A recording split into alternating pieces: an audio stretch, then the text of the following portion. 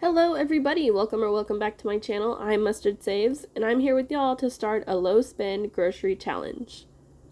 Honestly, I'm not entirely sure how this month is going to look, so I thought I'd make this little starter video just to get my thoughts out on paper. The ultimate goal is to try and get my grocery budget down to under $100 for the month of February for my fiance and I.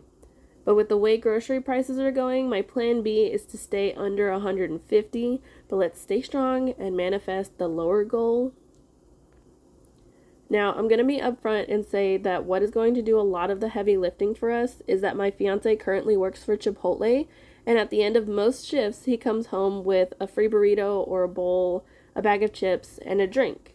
And if he gets the bowl, it's usually enough to feed us both, so that cuts out a whole meal that we don't have to plan for. I know that some people might call that cheating, but I think that including that part of our lives shows how non-linear other people's lives can be. Supplementing part of our food budget with a food service job is a lot like how other households visit food banks or use governmental assistance to help keep themselves and or their families fed. And who knows, maybe showing this might show other households that a little part-time job in the food industry may bring more aid to the house than they originally thought. Which leads me to the next thing that may help keep our budget low is that my aunt actually has many ties with our local church and other churches in the area, and every so often she stops by our house and gives us some of the excess food from the food drives. We've come far enough in our everyday lives that we no longer visit these services ourselves anymore, but every other month the drive will have perishable items that otherwise would have been tossed out, and these are the things she brings. It's usually something like a bag of breads, a few fruits, or even some extra meat that didn't get handed out, and they can't just put it back in the freezer to be handed out later. It's super infrequent, and it's always a pleasant surprise, so if I do happen to get any this month, I will show y'all, but I'm never expecting to receive it.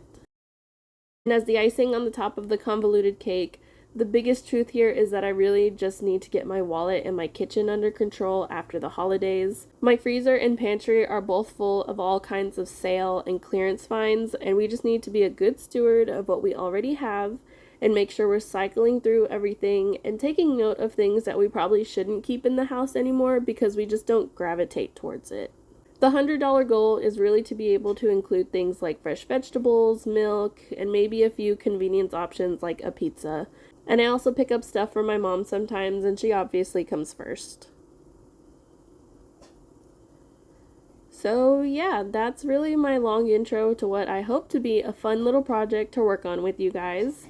I probably didn't need to make this a whole thing, but I don't know. I always think it's neat to see how other households actually function outside of like the media's eye. Thank you guys so much for watching, and I hope you guys are just as excited as I am to get started on this budget challenge. And as always, if you have any questions or comments or just want to have a little chat, I'd love to hear from you down in the comment section below, and I will see you guys in the next one. Goodbye!